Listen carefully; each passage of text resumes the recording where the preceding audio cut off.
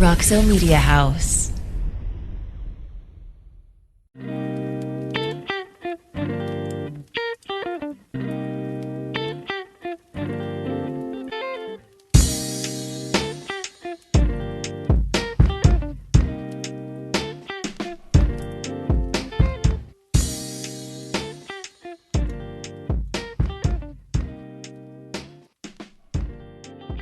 Hello and welcome to another edition of the Purple Theory podcast. My name is Grant McGalliard. I have alongside with me my co-host, my friend Parker Fleming. Parker, TCU is going to play for the national championship. That's it. That's the tweet. This is not a drill. This is not a dream. We have not followed Aaron Rodgers' advice and all collectively traveled to South America and taken ayahuasca.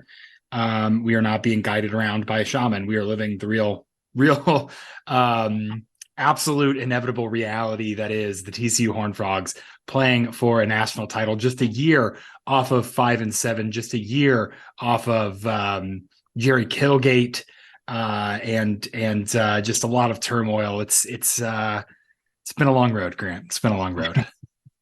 I know that this is real life, and there is not currently a shaman guiding me coming back down from my astral visit. But there were points in that game that did not feel real, and we'll get to those. I think the Quentin Johnston touchdown, the 76-yarder, was really kind of when I started to allow myself to believe. And then after that, it was, oh, crap, no, this is actually real. So now it's going to hurt a lot worse if TCU doesn't win this game. I loved the Johnny Hodges quote where he was like, dude, we knew when they went to a trick play on the first drive, we had them. And I legitimately think that's true. I think that the first drive there where TCU bowed up and Michigan realized we don't have Blake Corum. We cannot just bully ball this. We totally overlooked this. We're screwed. Like, I think that's true. And I was biting my nails the entire time. I didn't believe it until it happened. But I do think that at the beginning it was like, oh, I don't even know that I had opened my heart to the possibility that this might happen.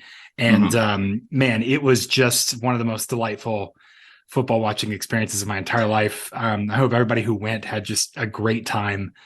But yeah, we're going to do a bad job on this podcast of like putting these big, deep feelings inside of us into words because we can't. Like, you called me, I can't remember now. We were on the phone somehow during the last play, which I actually think I missed a lot of what happened with like the fumble and the targeting, which we could talk about if we need to, and I don't even know if we said a word. I think we just laughed on the phone. Yeah, it was a lot of laughing. It was a lot of holy hell.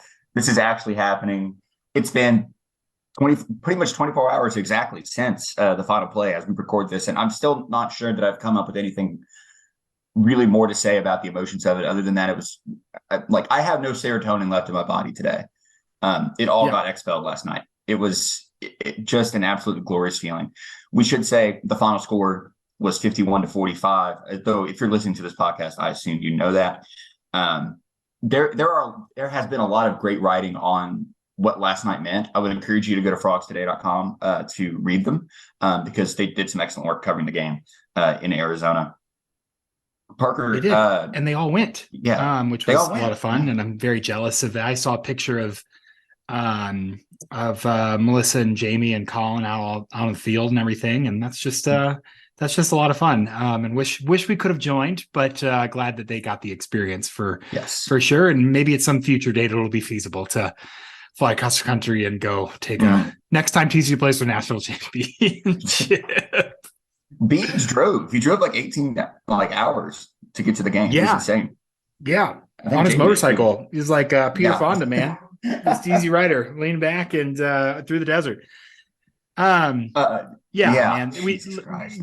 Let's just go highest level and start talking about stuff. I mean, we're not going to talk about individual players. Let's do team stats first, and then we can talk about the EPA stuff, and then we can just talk. I would go drive by drive. We could go player by player.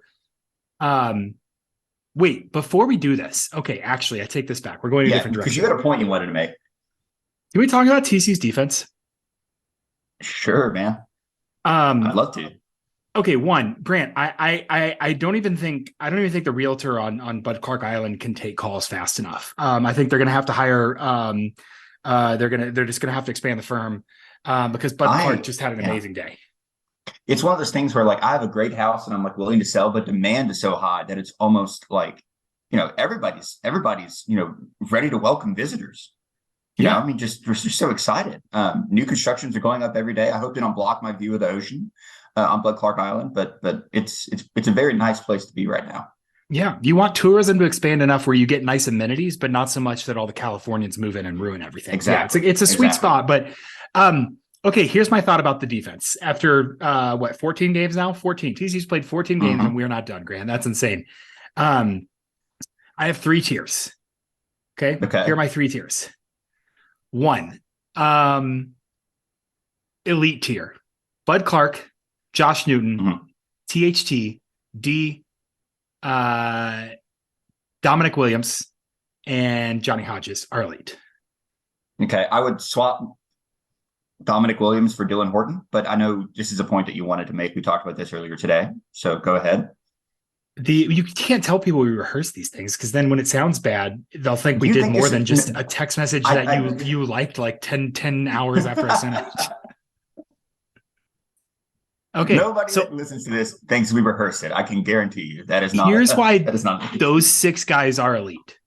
I legitimately do not believe there is a player. There are multiple players in the country. There obviously, like you could say, the very, very best might come in, but I do not think there's an even a close to like above average or very good player who could come in and take over for Bud, for Fig, for THT, for D, for Dom, and for Hodges, and raise TCU's ceiling on defense. Okay. Yeah, I think that's fair. 1 or 2 maybe, and none of them come to the top of mind. But yes, it's fair. Are there better players? Absolutely. But the way those guys have played, is there anyone that could come in and just dramatically change the trajectory of this defense? No. I think at this point, we talked a little bit about what if TCU had Jackson Player? Well, I don't think he's starting over Dom Williams, and I think that's just depth, and so that's a different thing. So those guys are elite, right? Yes. Pretty great tier is Horton, Hodge, Perry, Kamara. Okay. I'm fine with that. 2 of those made amazing plays yesterday between Kamara made maybe the highest. Well, it wasn't even high IQ. It was just grown man football play, because the TCU was outnumbered. There was 3 on 2 out there. He was waving his arms trying to get somebody, and he said, "Okay, fine, no one's coming. I'm doing this." Yeah. And he just blasted through and made a great tackle that saved the game. Dylan Horton, amazing game yesterday. From where Dylan Horton began his college career as a safety in New Mexico to where he is now is incredible. It is one of the biggest improvements in college football. Absolutely amazing. I do think that if TCU had another edge, this defense could go to a next level. And so that's why he's at the pretty great tier, because I think he's very good, but TCU could also improve at edge play as well. If Tyree Smith was in place of Dylan Horton, this would be a better defense. That is true. Yeah. And again, if they brought him in, then TCU would have both of those guys, which would be much better than like two 400 snap defensive ends would presumably be much better than one 800 snap defensive end and then no one else. Okay.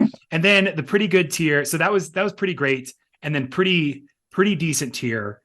Millard Bradford, Terrell Cooper, very good players on a pretty good unit, filling their roles really, really well. I think that's my definitive breakdown of TCU's defense after watching yesterday. I have never been as excited about a TCU defensive player as I have Bud Clark when he picked that first ball off. I was, over the moon.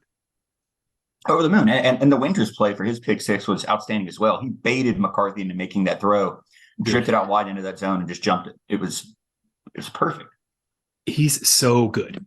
D Winters, again, I think we talked about all season, Grant, and we may have gotten in front of our skis with this, but D Winters is thriving in his new position, which is more natural, where he's not really a linebacker. He's not a safety. He's this in-between guy. He's playing like edge at kind of everything position. And he, like yesterday, was proof of concept that like he absolutely can thrive in that position. His stat line, and we'll transition to like big excuse me, like big team stats. Stats and all that here after this. But he had 7 solo tackles, 3 tackles for loss. He had an interception for a touchdown. Was just an extremely disruptive performance. So absolutely in love with that. Okay, let's do team stats. I'm going to get sidetracked. Okay. I just am excited about this defense, and I think it's organized itself really, really nicely into here's good and here's not good. TCU. I agree. Go ahead. I was going to say, I agree. I was going to say, like, proof of concept, I think, was a fantastic phrase to use there, because this was like the apotheosis of the Gillespie system at TCU. And sure, they gave up 45 points. There were absolutely things that could be done. Also, Michigan's a really good team, and they're hard to stop. When it came time to make the plays, the 3-3-5 stacked up, and the players executed. So this is my fun way of demolishing your very nice transition that you had going. But please, let's talk team stats. No, it's okay. Untransition my transition as well. So TCU won 51-45. They had 14 points off of turnovers with 2 pick sixes. Grant, 19 first downs to Michigan's 25.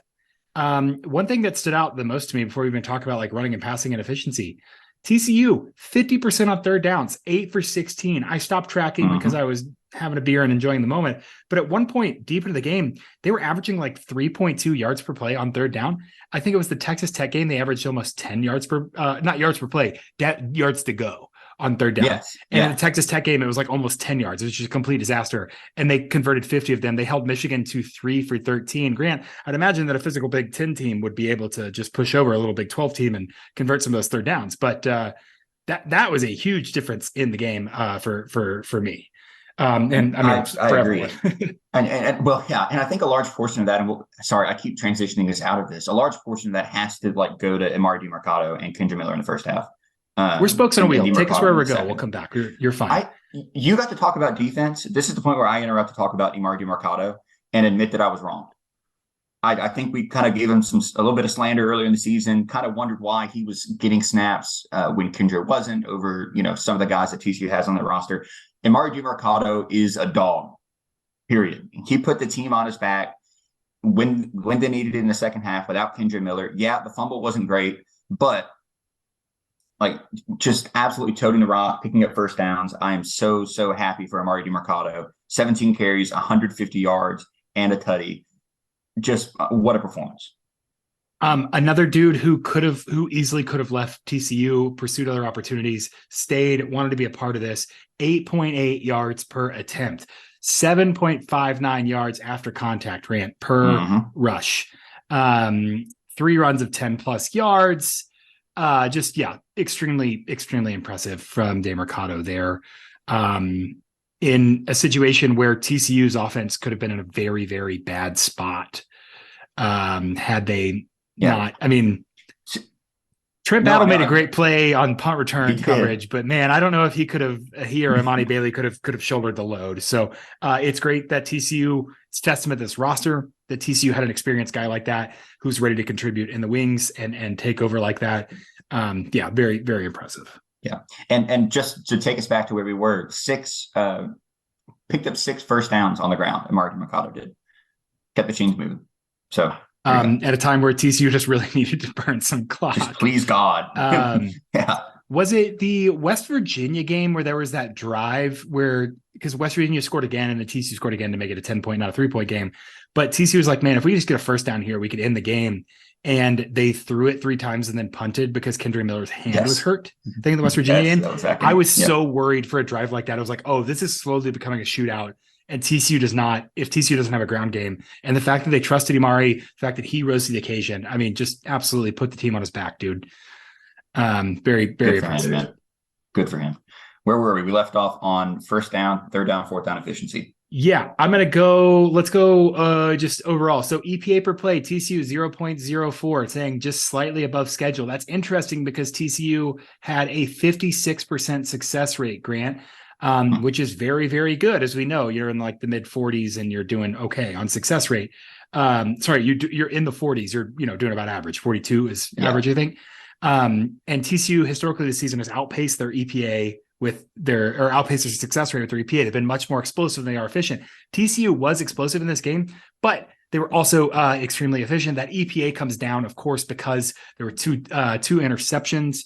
Again, spokes on a wheel. I think we could talk about this for a second.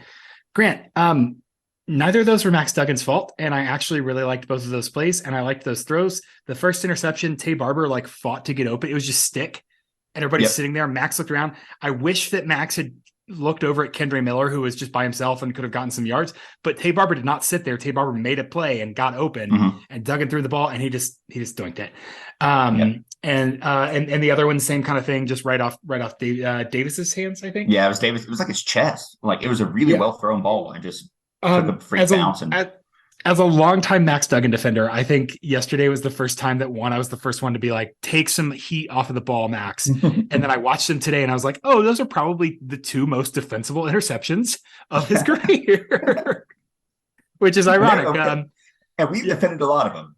I'll say there have been some borderline ones where I was like, I don't know, man, you got to give it to him. So, it was funny yesterday that I was decisively, just immediately on rewatch, I was like, oh, nope, okay, I was wrong. That was not his fault at all. TCU 7.09 yards per play. Michigan had 7.96 yards per play. They were negative 0.06 EPA per play. 2 pick sixes will do that to you. They will bring your negative value down. Michigan had a 45% success rate, which is still very good for their offense. We break this out into run and pass. TCU EPA per play when they drop back, negative 0.21. Michigan, negative 0.08. A lot of that had to do with JJ McCarthy running and pushing, pushing. Even as they had 2 pick sixes, he still scrambled for so much value. TCU in the rush game, though, 0.23 EPA per rush, almost a quarter a point of increased value every time TCU ran the ball. Grant, that is absurd. Michigan, the vaunted Michigan Wolverines, the big physical Joe Moore offensive line winning team. Back to back, Joe Moore offensive line. Yeah, back to back, negative 0.03 EPA per rush against little old TCU.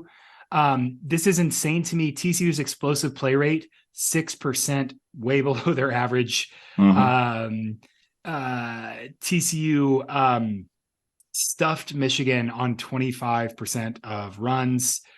Michigan stuffed TCU on just 5% of runs. So very, very impressive performance. We go to total EPA, and this is going to make the haters mad, but Michigan, negative 0.83 total EPA. TCU negative 4.78. Michigan actually, in terms of expected points, had a slightly better, about a field goal better performance than TCU. But of course, explosive plays, turnovers, and those big pick sixes will make a difference there. So this is something you kind of brought up before the podcast, and I think we can talk about it a little bit now. Outside of the total EPA that you just cited, this game didn't feel like a fluke to me. It felt like two very evenly matched college football teams, going at it with each other. And sure, TCU got some of the bounces, and because turnovers are random and all that, but also D. Winters made a great play reading the ball, and Bud Clark made a great play jumping around. And you could argue about the refereeing, all that overturned touchdown. If you get the ball at the 1 foot line, you should score, is my opinion. Yeah. And Michigan didn't do it. So I don't think this is a fluke at all. If they played 100 times, I would bet that Michigan wins more than 50 of them, but that does not mean this game was a fluke. No, so I think you can say, look, TCU scored 14 points in a game they won by 6. They scored 14 points off of defensive turnovers, and not hey, they got set up well and their offense made a play. Legitimately, just because of where the interception was on the field and where the guy was open, TCU got 14 points. That's certainly not something you would say is sustainable. But if I may, Michigan kicked a field goal. I'm going to the second half. In the second half, Michigan, after an interception, had a 45-yard field for a touchdown. Michigan had after a fumble, a 27-yard field for a touchdown. So that right there, Grant, is 70-something yards for 14 points, which is a huge swing there. Michigan's another touchdown came on a TCU. They were backed up and they punted for 40 yards. Michigan had it at their 44 and so only had a 56-yard drive, which is technically not plus territory, but is still good. And so you look at those two short fields and how Michigan benefited from field position on those and from some turnovers. You could arguably say, hey, Michigan didn't finish red zone opportunities. They created some more, but also 14 of their points in a game they lost by 6 came on short field touchdowns really short that kind of fields. changed the game as well. And so I think it was a competitive game, which I believe we both predicted. It was not a competitive game in the way that anyone predicted. I don't know that anyone had. I can't count that high. 96 total points. And in the second half alone, 30 from TCU. And what is this? 24 plus 15 is 39 from Michigan. Mm-hmm. That is just an absurd thing to look at. The box score Michigan's line is 0, 6, 24, 15 if you break it out by quarter. And that's very funny to me overall. So just an absolutely absurd game. And I don't think there was some flukiness to it. I think it was TCU was competitive, and that's the way the bounces go sometimes. But TCU also made the plays that they needed at the end. They took Michigan's second half adjustments, and shot for shot just kind of went with them there. Yeah, I mean, you could argue if Michigan had scored on one of their final possessions and beat TCU by 1, 52-51. Okay, well, is the fluke that TCU fumbled a point after attempts down? I mean, bounces can go either way. It's just, yeah, I think this was just two very evenly matched teams like duking it out. 44 points combined in the third quarter, which felt like it lasted 4 years. I don't know if you got the same opinion, but I kept looking at the clock and there was just still time in the third quarter. It was just insane. Parker, do you want to talk about specific players? I know we already kind of hit on the defense. We could talk about the offense a little bit if you want. Yes, I think I want to talk about a couple specific plays and then some players. Is that okay? Is that a way to do that? Yeah, it works for me. Let's talk about the first game, the first play. Let's talk about the very first play. Okay. Donovan Edwards runs for 54 yards to the TCU 21 for a first down. Everyone in the world says, "Oh, welcome to the big, welcome to the show, TCU. Have to deal with this, whatever." And if you look at his box score, Donovan Edwards' total yardage was 119 on 23 carries. One of those carries was the 54-yard run. The rest of those carries where he had 22 other carries, and he averaged like 2 point something yards per carry there. So completely shut him down aside from that one long run. Same thing with JJ McCarthy's legs. And again, JJ McCarthy's legs happened when Michigan found out they couldn't do anything else on offense and had to adjust completely, which is like exactly what TCU said, is that's not how we're going to like dare you to beat us. And they couldn't do it with that.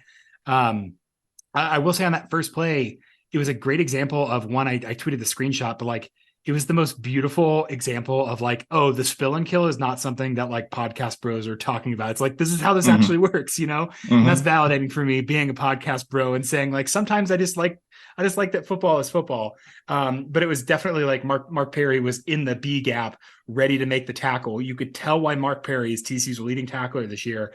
And Jamoy Hodge just really wanted to hit somebody on the first play and did the fullback's job for him, because the fullback was supposed to like take this hit and move him around, but basically let Donovan Edwards go through the A gap and he was gone. And so that's fine. That happens. We knew Michigan was going to get the big play. What do we talk about? TCU can't let that big play, that big explosive play, turn into a big play touchdown. You've got to make Michigan earn it. Grant, if Bud Clark does not take an amazing angle, run him down and tackle Donovan Edwards, I think Michigan wins that game by 40. If that was the first play and it was a touchdown, there's no I think that might have been the most important play of the entire game. That or the Kamara blow up. Yeah, one of the two. Mm-hmm. Yeah, just absolutely. It was like they were. I mean, obviously it's defense, but they were like preventative plays. Like, would have flipped the entire course of the game had both of those two plays not been made. You think about the game Plinko, where you like drop the ball and it kind of moves around. Like both of those like dramatically altered the course of the ball dropping throughout the path of that game. It was like, oh, we are going to take the Michigan power blowout off the table by getting that stop on the first play. So was extremely pleased with that. I think that was really, really great. The other thing that I noticed and really liked is that TCU's 2 passing touchdowns, which one, shout out to Max Duggan being the only quarterback to have multiple rushing and passing touchdowns in a playoff game ever. Believe I saw that. And so that's very impressive if that's true. And if it's not true, don't tell me. I don't want to know. Are you aware that Max Duggan's 2 passing touchdowns came on the same play? Yes, I am. A nice Are you little aware that they drag. came on a play that Lincoln Riley is famous with introducing to college football? I'm also aware of that. Yes. I think it's just very, very fun that TCU was like, hey, maybe we haven't hit the home run ball downfield. That hasn't been great. We need something here. They're bringing pressure. Why don't we just have our quarterback run away and throw it to one of our best players across the field? Like, I just love this simple ingenuity of, oh, okay, you're trying to attack the quarterback. What if he just runs away and then gets it to his guy in space? It's like the Steve Sarkisian, Jalen Waddle and I are the same speed standing still. Hey, let me just throw it to Quentin Johnston running full speed and things are probably going to go well. The one of my friends said this, the pass he made to Tay Barber on that first screen touchdown was a really good throw to the guy in his face. Like one of the best throws he made like the entire game. And it only went 6 yards technically, but it was just a hell of a play.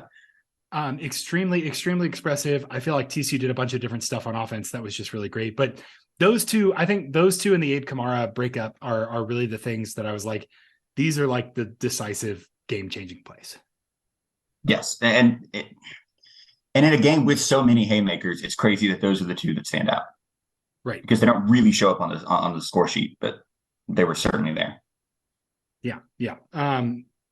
Okay, let's do offense, defense, and we still might even go talk drive by drive after this. That's totally fine. But we've talked about the running backs.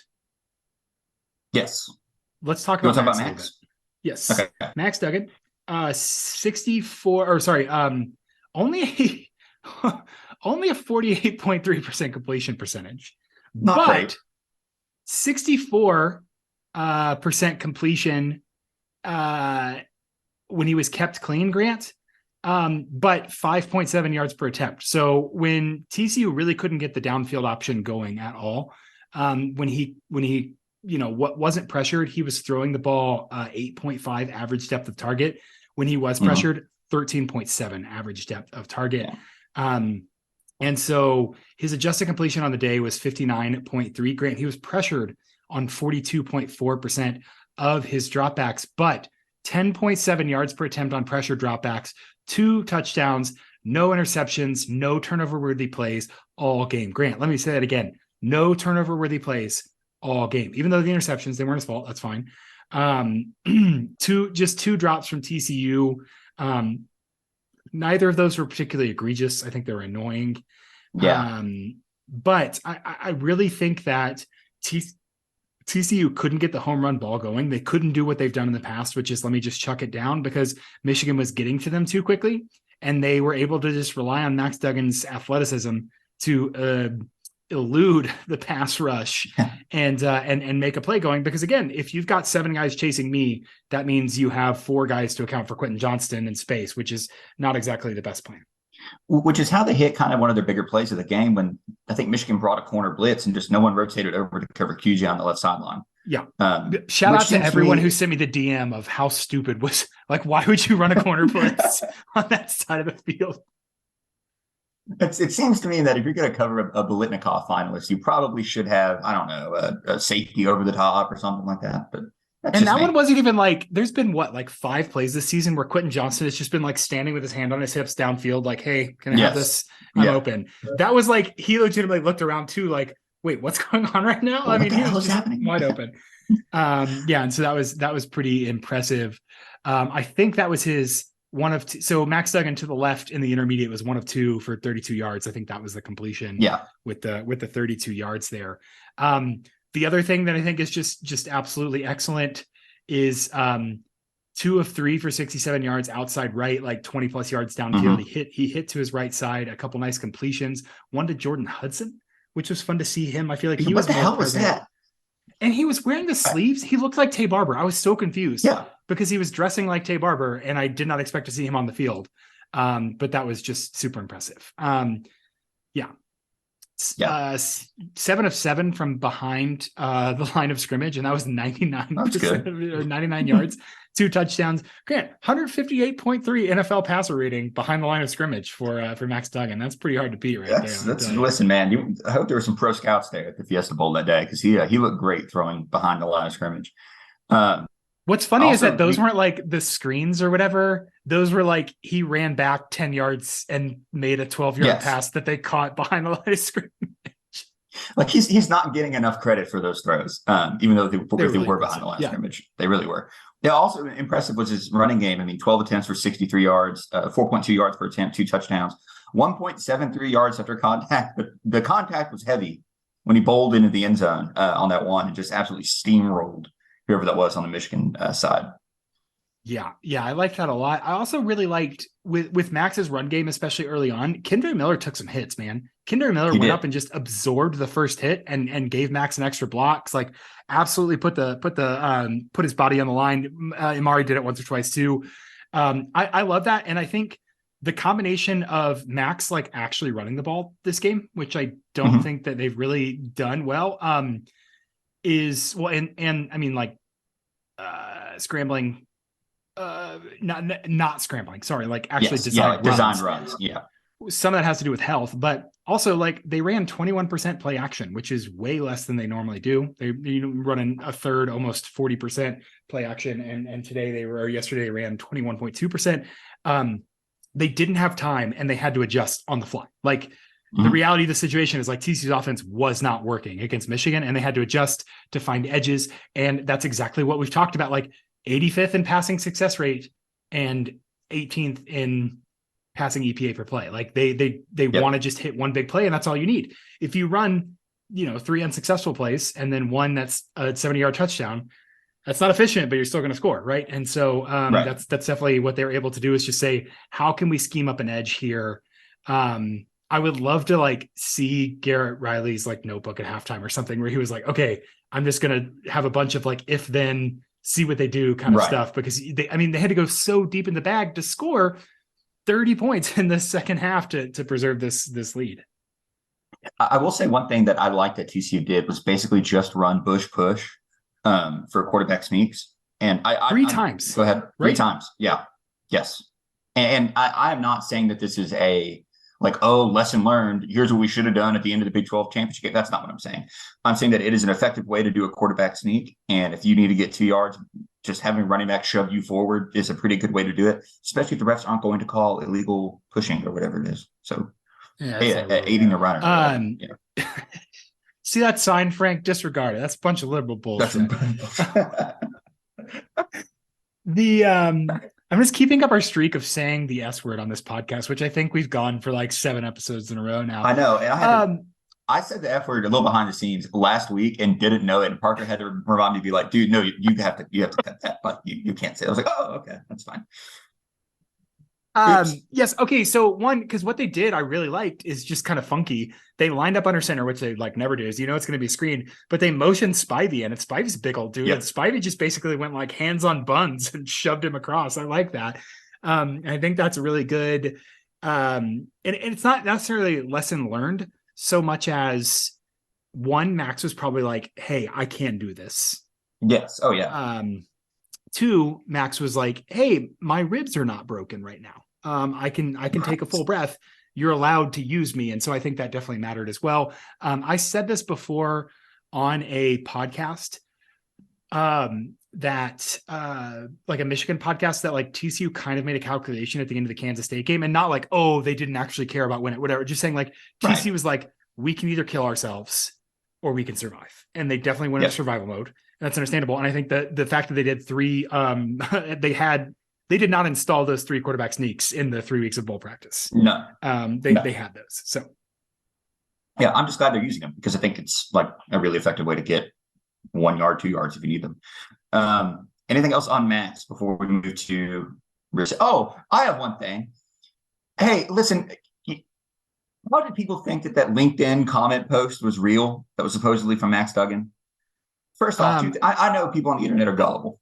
I'm going to let you explain all of this, because as much as I like beans, that was one of those, I'm happy for you or sorry that happened, but I'm not reading all that.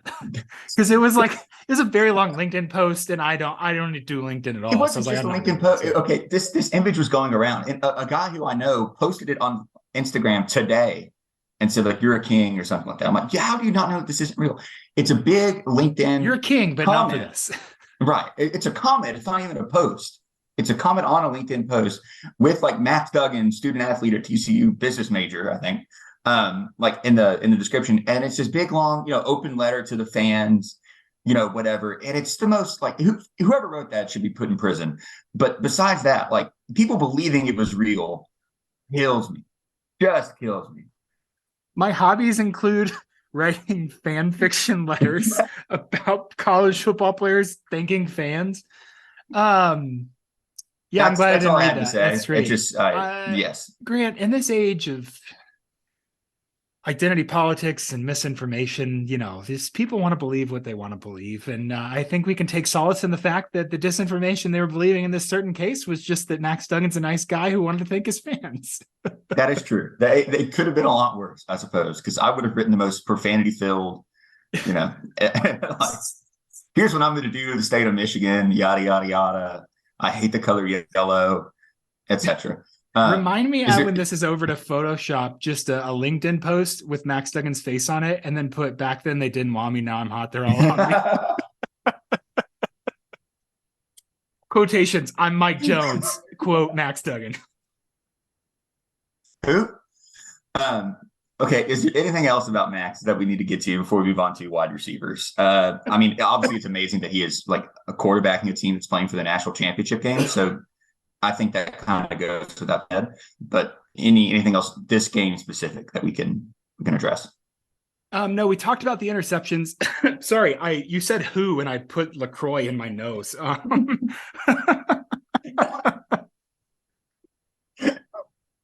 Oh my gosh. No, I mean, okay, so compare this Big 12 championship, right?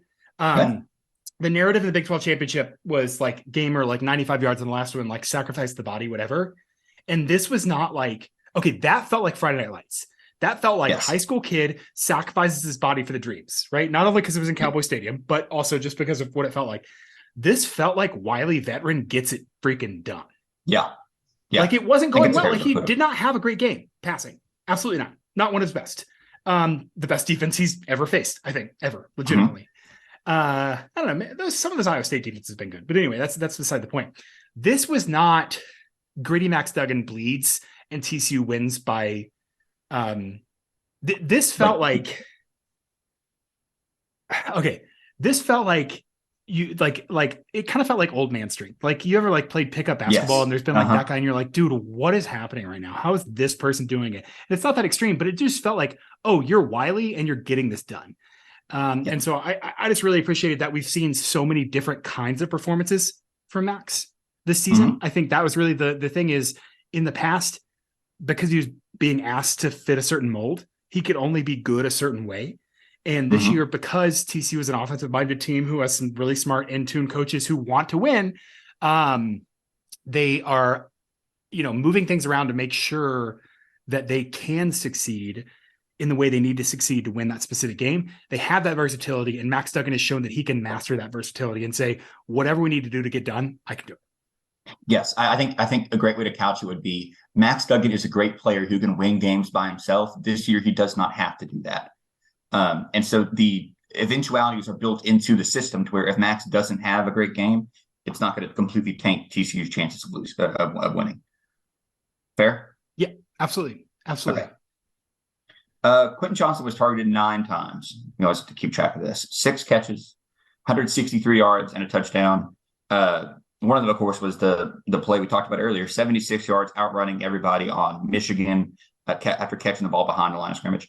I mean, he's Quentin Johnson. I don't care who your defense is. He's still going to catch passes against you. So good luck. But I do think that like 5 of those were in the second half. 5 of those catches were second half catches. Yeah, they went to him a lot more in the second half. Yeah. And so early on, again, I like the versatility of, hey, if you're gonna be on our main guy, we're gonna be able to move things around. It was his most productive game this season. I'm gonna 100% confirm this. He had 5.62 yards per route run. If we look this season, that is the Kansas game would have been the other 5.82 in the Kansas game. Where he had 206 yards. This game, he had 163 yards and a touchdown. So he also had 17 targets in the Kansas game. So what's interesting here is that Quentin ran a lot more routes, but was targeted a lot less. His targets counted a lot more as well. 14.7 yards per reception. They're 27.2 against Michigan. Of course, that's influenced by the 76 76 yards, 112 yards after catch, because he went 78 yards on a 76-yard touchdown. Which that'll do it. That will do it for you. It's funny, his average depth of target was 12.4, and that touchdown, which was one of his 9 targets, was -2 average depth of target. So he really was getting the ball down the field and was just super productive. Grant, it's so nice to go to your big man, go to your guy when the game's on the line, and TC did it multiple times. Just a very Quentin Johnston performance from Quentin Johnston, and just so great to see him and Max reach this level. Yes, I agree. And go to your big man, but a big man that can catch screen passes like that. And not just a big man that you have to throw, a fade to, and that's the only thing he can do, and that's his only skill set. QJ is versatile enough to thrive, kind of like we said about Max, and really like in a lot of different scenarios. And TCU had to use all of them to beat Michigan. I will say one thing negative is that I feel like poor Savion Williams is like, they'll target him early, and then if it's not working, they don't bother anymore. And he was like swallowed up on one throw to the right. It was a curl route. I can't remember exactly when it was. And then I think they were like, okay, that's enough. We're not doing that again. Yeah. Okay. So if I was cynical, and I'm not cynical, I used to be cynical, but I'm not anymore. If I was cynical, or if this program was under the previous regime, I would be very annoyed that what TCU is doing is going to Savion and then saying, nope, no more. The Duquesne game last year, where he dropped he dumbass, just dropped a pass, right? Yes. And then they didn't throw to him again. And that's stupid. That's such a shame that they bury him. Here, I legitimately think it is a reminder that if you're going to devote time and attention to Quentin Johnston, we have another big dude over there, and we'll go to him. True. And so they go to him early. And I don't think they're going away from him because he can't get there. I think he's commanding attention and then isn't open as much.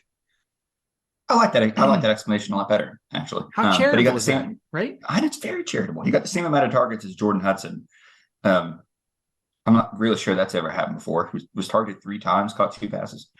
Tay was 4-2, including a drop that led to a pick. Jared Wiley caught a pass, and Darius Davis 2 of 4 as well, including a drop that led to a pick. So not great. Yeah. Wait, was Tay the one that dropped it and led to the interception, or was it? Yes, it was. Okay. It was both. Yeah, both of them. Yeah. That's what I was trying to confirm. And I think those were only, vamp for me for a second, I think those were Max's only 2 passes over the, no, he had 4 passes over the middle. And so he was 3 for 4 on target, but 2 of those were interceptions because they were dropped. Right. Yeah. So that's not great. Yeah, pretty impressive. I didn't like Kendre Miller only had 2 targets. I think he was open as a check down option a lot, but again, there's a great JT O'Sullivan video where he's like, here's why you can't just look at the open receiver and be like, why didn't you throw it to him? Because like they have reads and progressions. They're not omniscient. So I was trying to like remind myself of that it'd be really nice if you could pause the film and be like, oh, okay, I'm going to throw it to my check down option. It's over there behind my back. And there's a defensive lineman about to put his fist in my face. But that's something, again, longer. I'd love to see the running backs get a little more involved in the pass game. Would have loved to see a Trent Battle wheel route. Although I think in the playoff, you probably can't get away with that like you can in the week to week Big 12, because like legitimately he comes on and 100% that is the play they're running. And I think Michigan probably was aware of that. So it's probably smart enough time to be like, okay, install day 1 for defensive practice before bowl season. Cover that guy when he's in the game. It's a wheel route. The little guy. So good overall. Let me read these route run numbers just because I think they're interesting as we talk about like productivity. So Quentin Johnston 5.62, Jordan Hudson, his best game 3.09, and then everybody else is below 1.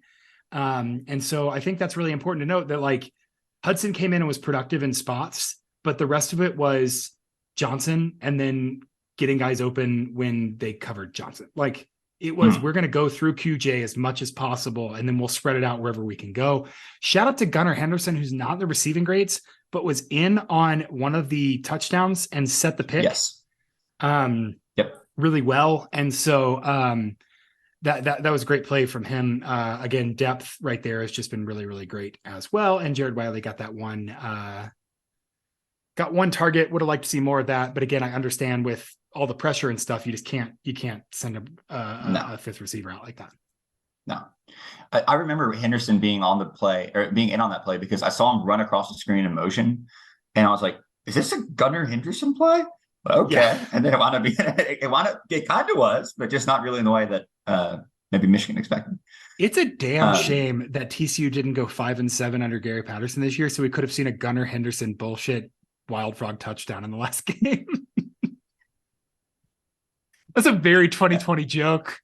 I hate you but so it's much. very, very real. Remember, it could always get worse. Easily. Let's talk about the line a little bit because you mentioned, well, we've mentioned that Duggan was under a lot of pressure. I actually only got sacked once, and they credited that to Amari DiMercato, which I find harsh because he just didn't get there quick enough to pick up the blitz. But yeah, no, he turned around and was like looking out the back of the other end zone. I don't know, that was very bad. He's never been one that I've been he and Kendre both, I think, have not been great in pass pro ever. That's true. That's true, but I think both of them like laid their body out a few times. Like, yeah, absolutely. I don't know if they blocked the guy, but they're willing to do it. He does. I give him credit for. He does have, Imani Bailey on his one snap in this game has a 0.0 pass block grade. I will say, okay, Steve, excellent on the inside. Yes. Brandon Coleman, fine job at the edge. Gave up one hurry on one pressure. That's just excellent. Especially we were talking about being very worried about TCU being in third and long. Guess what, Grant? TCU didn't get a third and long. They got around the problem, which is great. Yep. Kendre did fine, 72.9 pass block grade. Coker, 70.9. Gave up one pressure, 0 penalties. 0 penalties. Shout out to whoever tweeted us very early in the game and was like, I can't believe these guys aren't calling him player X. Like something about the player X on the broadcast made me laugh. I thought that was really funny. TCU's other part of, 3 offensive linemen, very, very good games. All you could ask. Wes Harris and Alana Lee got worked consistently. Yes. 2 pressures each. Which sounds worse, which doesn't sound as bad as it is, but there were a lot of times where you saw their stomachs, and I mean that as a bad thing, because if you think about, I'm looking at the broadcast and I'm looking horizontally across the field and the quarterback is on my right. The left guard's stomach should not be towards the field, like in pass pro, not when he was pulling. Like I know he pulls and stuff. Right. There was a couple plays where he was just there was a Kendre Miller run that was really great. He kind of got to the outside, and Alana Lee was pulling and just wasn't there. Like Kendre just ran by him, like just wasn't there. Was not very good. Appreciate the kid for what he has done, and appreciate Wes Harris for what he's done for TCU and how much he's put in and come back from injury and all that. TCU's got to do something in the interior offensive line on that other side to really shore this up. That is worrisome against Georgia, especially if a Jalen Carter plays, which he didn't play much against Ohio State. I think that could be terrifying. You're absolutely right. I will think about that more this week. I'm still basking in the glow of the win, to be honest with you. I know I shouldn't do that. I'm going there now. No, it's fine. Those guys didn't have a great game. TCU was able to mitigate it because what TCU said is, fine, if you're going to put time and attention into pressure, then we're going to put time and attention into screens and quick release and getting Duggan out of the way. Like on those 2 run plays, Duggan immediately snapped and didn't do a 3-step drop back, turned and ran. Immediately was like, I'm getting out of this. So it's there. I think I can't remember who it was, but somebody was saying like, oh, I don't think there's a screen here because it's not a release. And it's like, well, no, there is a release because the offensive line, like Duggan's running backwards. This is the screen because they're getting through. Yeah. Right. And a lot of people made this point.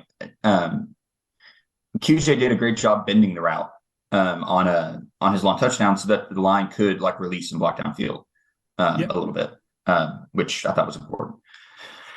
Okay, we can talk about the defense now. If we want to go individual players, we talked about some already.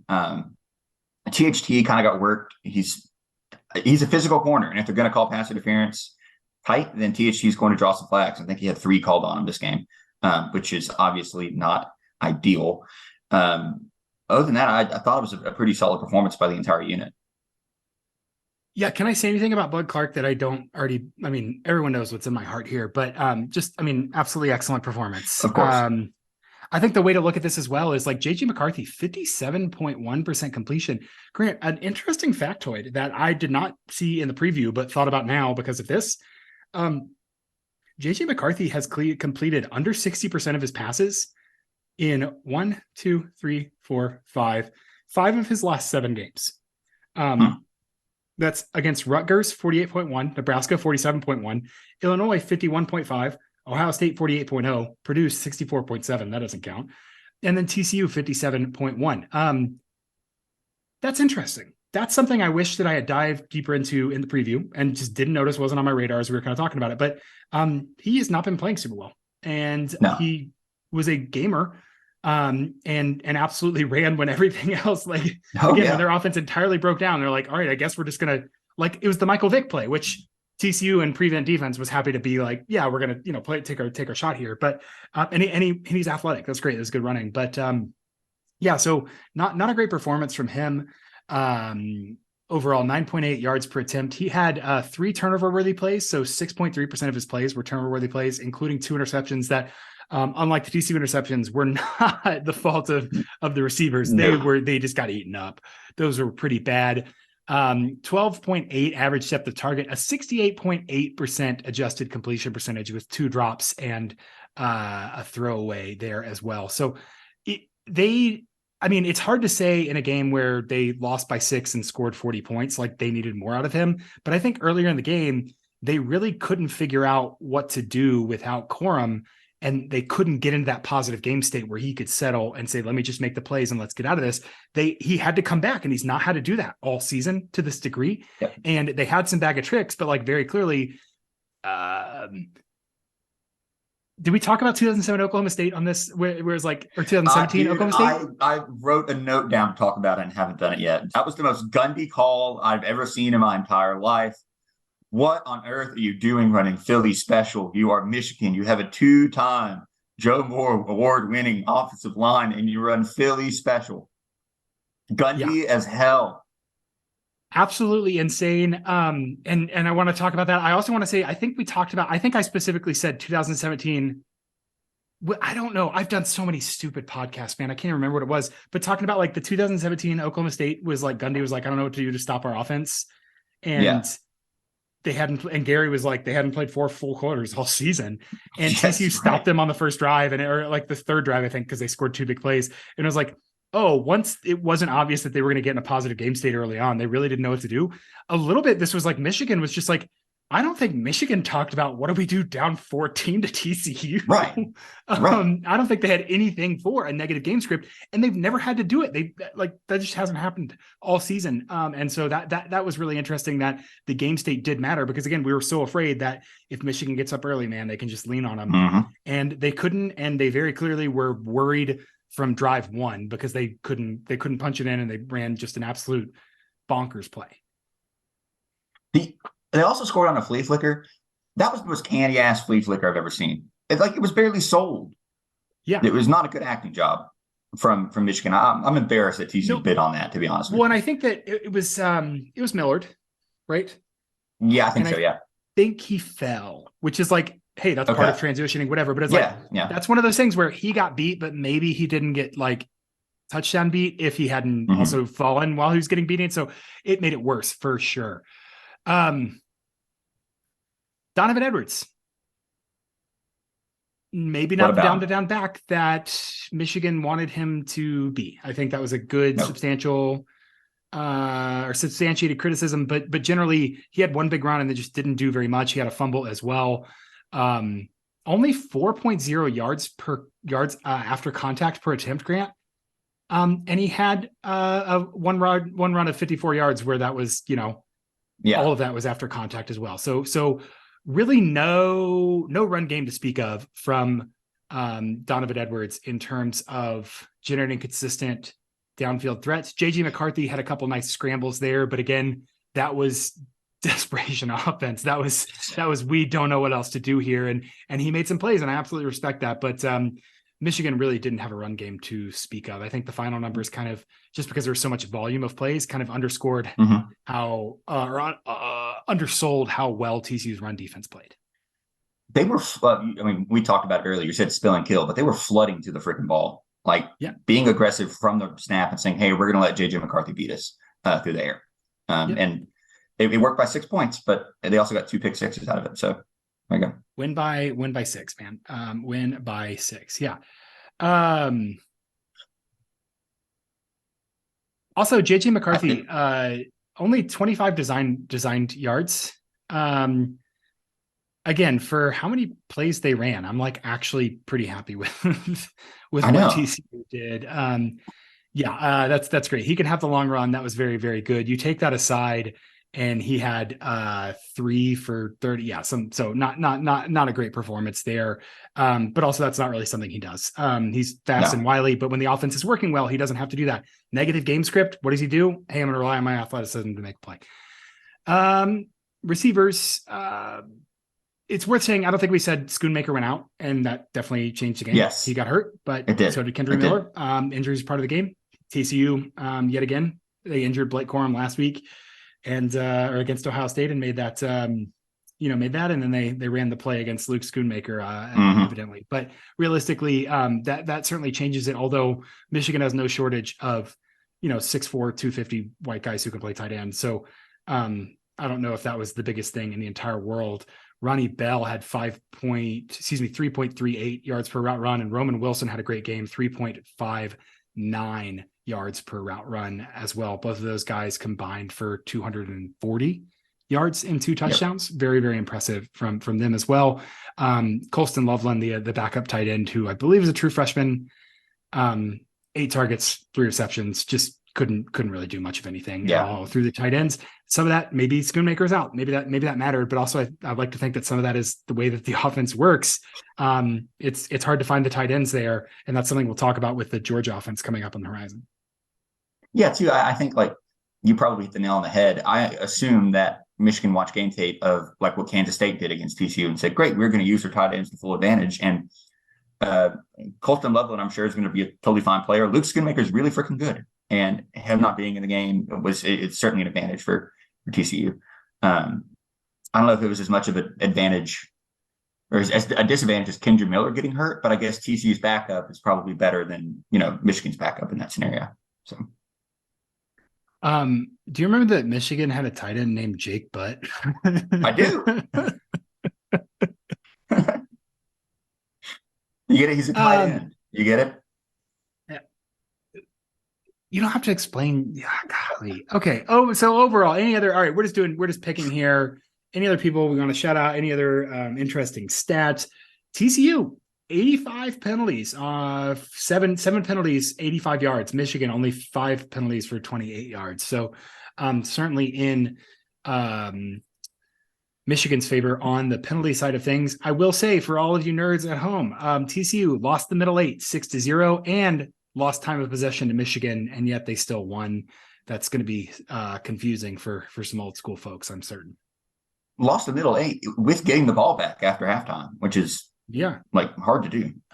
Which I always, every week since that video came out, you remember that TikTok of that guy who's like, "Hey, can you do a 2-minute drill of the wing tee or whatever?" And he like lists all the plays and is talking about like, "Oh, that's cool. You built a spaceship. That's cool. We got 6 and we're getting the ball back." And I have that tweet queued up every time TCU has the ball before half, and didn't get to do it this time. So, but again, if we're talking about big things, how cool is it that Sonny Dykes wants to score with a minute 13 left on the clock?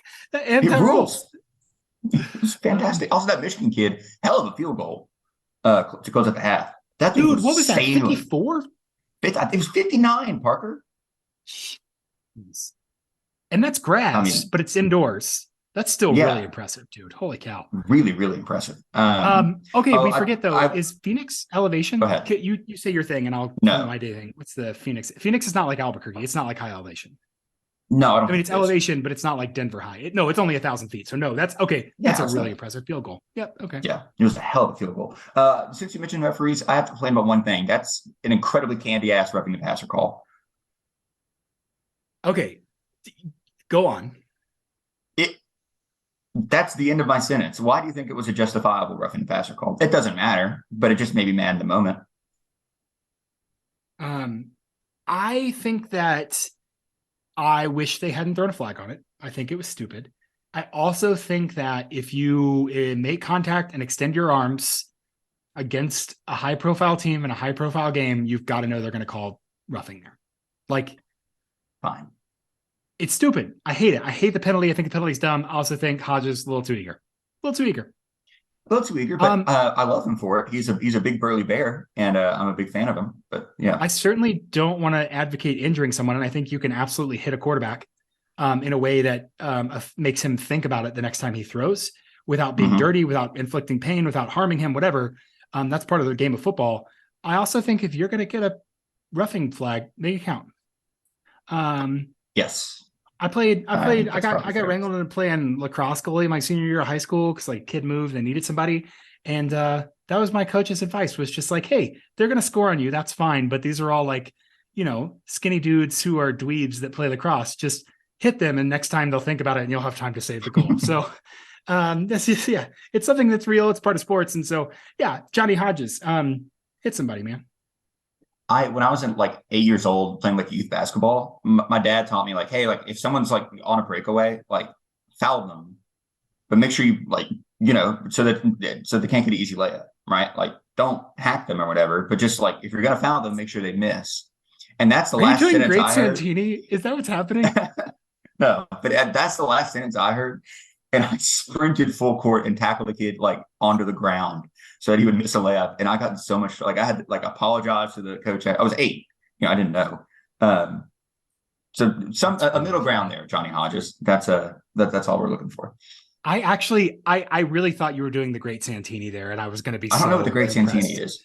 Okay, Pat Conroy. Don't read it. All of his books are amazing, but they are all cursed. Okay. They're Southern Gothic. They're incredible. Great Santini is like military father, Catholic school, coming of age. And there's a basketball scene and he gets kicked out of school and kicked out the basketball team because his dad's at the basketball game and a kid fouls him. And his dad is like, hurt him, like foul him, hurt him, like yelling. And the kid like breaks the other kid's arm. And it's this whole thing where he's like, I didn't want to do it, but I knew my dad would kick my ass when I went home. Anyway, that's fine. Great Santini. Pat Conroy. Don't read it. It's good. Okay, sounds great. Is there anything else about this game that we needed to? I mean, 10 more things are going to flood my memory bank immediately after we stop recording. But like I said, man, I'm spent. I want to. Yes, I mean it's been a long weekend, so I don't want to keep us too long here. I do want to ask. I'm on free. Whatever. This TCU team. Mm-hmm. How much? Okay, here we're at a point. Here are two undeniably true things.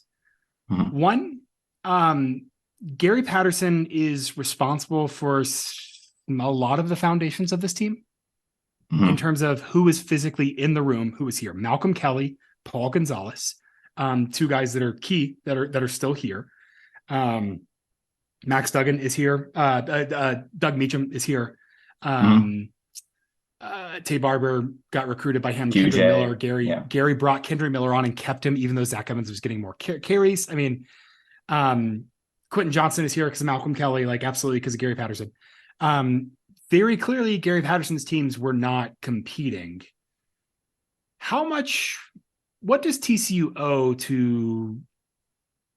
How much of this team was primed for a breakout, and how much of this team was Sonny Dykes has really come in and done something amazing? Half and half. Are you getting the question I'm asking? I don't know. I'm not trying to lead you. No. I think it's tell me this is a cop-out answer, but my initial impression is 50% either way. Like the talent that's on this roster is undeniable, and sure they picked up a couple of guys through the portal, but like the bones of this team was here under Gary.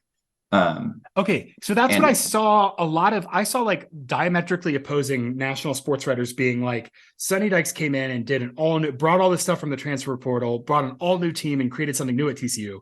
But then I also saw national sports writers being like, this is Gary Patterson's team. And I don't think either of those are necessarily true.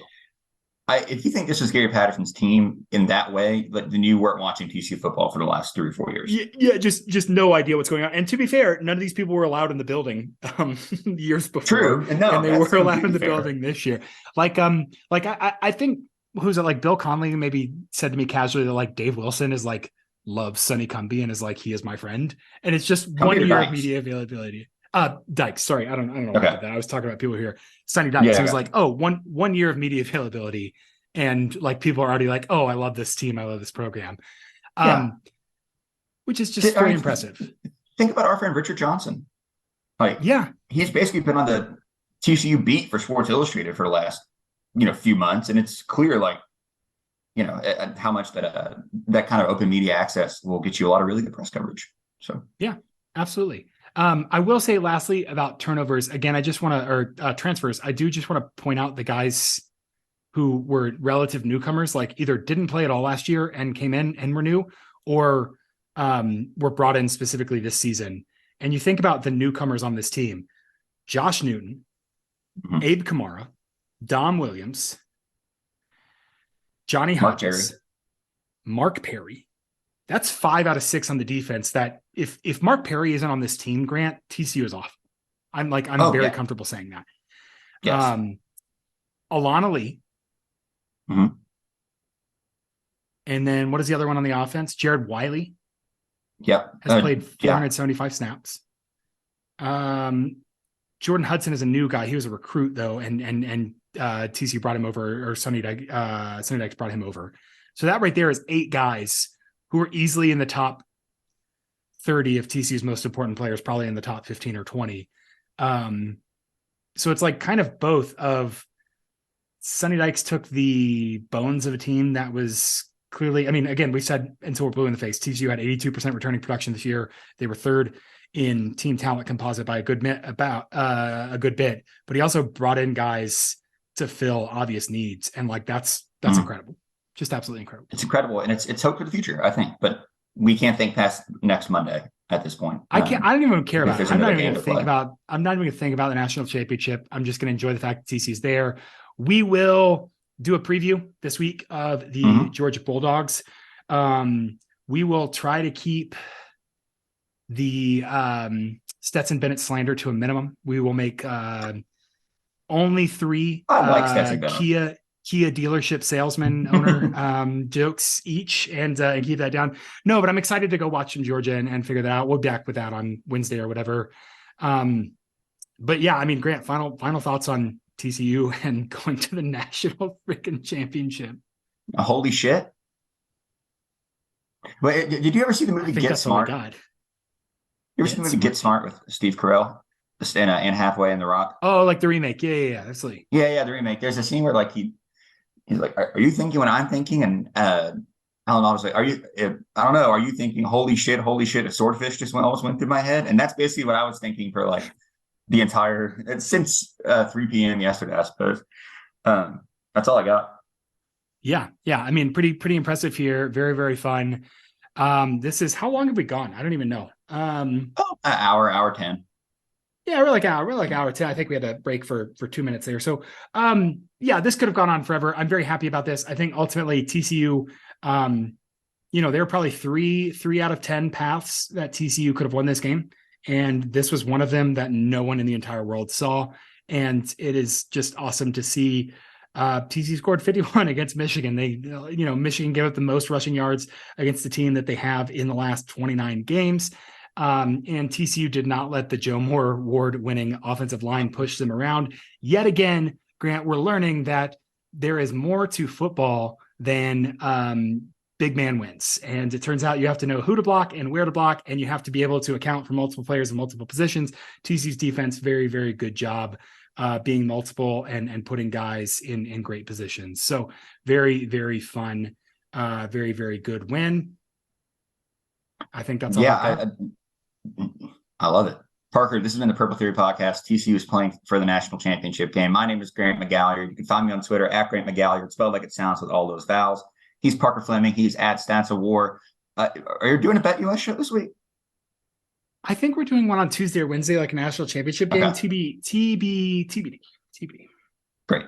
Make sure to go check out all the great work at Frogs today. So excited to read their coverage from what was one of the most incredible games I've ever watched in my entire life. We will be back later this week. Until then, folks, go Frogs. Go Frogs.